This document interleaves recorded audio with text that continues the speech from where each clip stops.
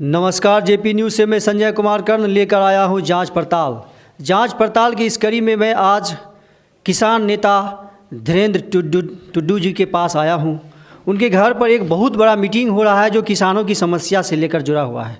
अभी रबी का फसल बुआई चल रहा है, इसलिए किसान को एक्टिव करने के लिए समय से पहले, चूँकि बुआई पीक पॉइंट पर है और किसानों को उर्वरक जो पहले से उसमें डालना जाता है नीचे में डालना पड़ता है।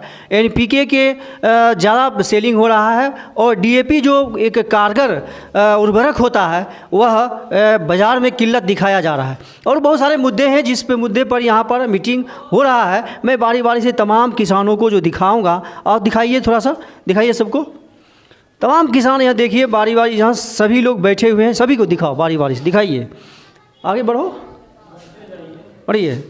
ये सभी किसान खगड़िया ज़िला से विभिन्न क्षेत्रों से आए हुए हैं और यहाँ पर एक ज़बरदस्त मीटिंग हो रहा है किसानों को लेकर के। समस्या जो है अभी बनी हुई है, समस्या रबी फसल को लेकर के, और बहुत सारे मुद्दे हैं, उन मुद्दे पर हम फिर बात करेंगे सभी मुद्दों पर। और दिखाइए सबको। और हमारे बिहार किसान मंच के, इधर दिखाओ, बिहार किसान मंच के प्रदेश अध्यक्ष, बिहार किसान मंच के प्रदेश अध्यक्ष हैं जो अभी लीड कर रहे हैं इस मीटिंग का। और मैं इनसे बात करूंगा, धीरेन्द्र टुड्डू जी से, कि आप किस मुद्दों पर आज मीटिंग कर रहे हैं सर। देखिए, आज 4 एजेंडे पे बिहार किसान मंच का बैठक है और उसमें मुख्य रूप से जो अभी रबी की खेती में उर्वरक के सवाल पे बैठक में रेजुलेशन पास हुआ है। हम लोग 10 तारीख को जिलाधिकारी और अनुमंडल अधिकारी सदर खगड़िया को ज्ञापन देने जा रहे हैं। चूँकि यहाँ के उर्वरक विक्रेता, चाहे वो थोक उर्वरक विक्रेता हो या रिटेलर हो, जानबूझ करके डीएपी की जगह एनपीके दे रहे हैं, जबकि सरकार की तरफ से उर्वरक की कोई कमी जिला को नहीं किया गया है और हर तरह का उर्वरक यहाँ प्रचुर मात्रा में उपलब्ध है। फिर भी एक बहुत बड़ा रैकेट यहाँ के उर्वरक का थोक विक्रेता जो है वो चला रहे हैं और जबरन एनपीके दे रहे हैं रिटेलर को बेचने के लिए, जबकि उसकी आवश्यकता किसानों को यहाँ नहीं है। सर, ये समस्या जब रबी का खेती का सीज़न जब आता है, बुआई का समय प्रत्येक साल होता है, यह गड़बड़ी कहाँ से आता है? देखिए, नीचे से लेकर के ऊपर तक सारे लोग उर्वरक माफिया बैठे हुए हैं। उर्वरक का खेल बोरी पे जो है सो पैसा उगाही होता है। इवन कि जिलाधिकारी से लेकर के माननीय मंत्री तक इस खेल में संलिप्त हैं और यही कारण है कि डीओ कोई भी आ जाए लेकिन उर्वरक कालाबाजारी नहीं रुकता है। कारण है कि सभी को कमीशन मिलता है और कमीशन के खेल में रबी के समय में कालाबाजारी का जोर पकड़ता है और रिटेलर भी पूंजी जमा करके रखता है। और इस समय जो हमारा 1350 का डीएपी है वो 1500-1600 में, 1300 के 1350 के जगह पे 1400 में बेचा जा रहा है। ये सुदूर गांव में जो है 1500-1600 में बेचा जा रहा है। वो कहता है कि हमको कैरेज ज़्यादा लगा है इसलिए हम रेट ज़्यादा लेंगे। यूरिया जो 266 रुपये का सरकार का रेट है, 266 रुपया 50 पैसा, वो 350-300 में बेचा जा रहा है। सारा ये खेल बेल, अभी तो एनपीके का खेल हो रहा है, कुछ दिन के बाद यूरिया का खेल ये लोग शुरू करेगा कि यूरिया का किल्लत है और 350 में यूरिया बेचेगा। ये किल्लत बनी रहती है, लेकिन किसान अपना आंदोलन जो है इतना पुरजोर नहीं करते हैं कि ताकि इसका एक पुख्ता इंतजाम हो सके। कहाँ किसानों में क्या परेशानी रह जाती है? ये किसानों का सबसे बड़ा चूक है या कमजोरी कहिए। मैं किसानों से अपील करूंगा कि आप जागरूक बनिए। ये मंच, किसान मंच आपके लिए है, लेकिन किसान मंच हर गांव में नहीं है, हर जगह नहीं जा सकता है।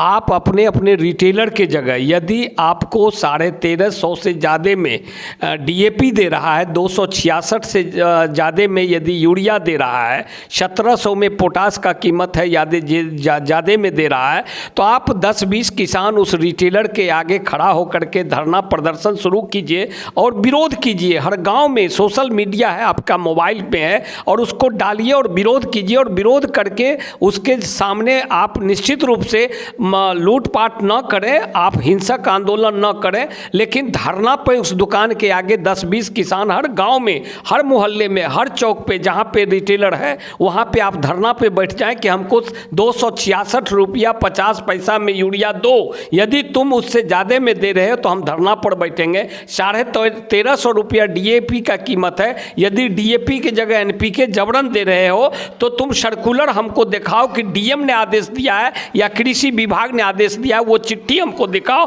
तभी हम NPK लेंगे। नहीं तो हम DAP 1350 में लेंगे, नहीं तो हम तुम्हारे दुकान के आगे धरना देंगे। जब तक आप आगे नहीं बढ़ेंगे, गांव-गांव से लोग आगे नहीं बढ़ेगा, तब तक ये भ्रष्टाचार और ये कमीशन खोरी और कालाबाजारी पर रोक नहीं लगेगा। ये मुद्दा बाद में आती है कि दाम सही ले, उससे पहले जो है DAP उपलब्ध ही नहीं कराया जा रहा है। यहाँ NPK बेचा जा रहा है DAP के जगह पर, जो कि कारगर नहीं होगा, उपज कम होगा।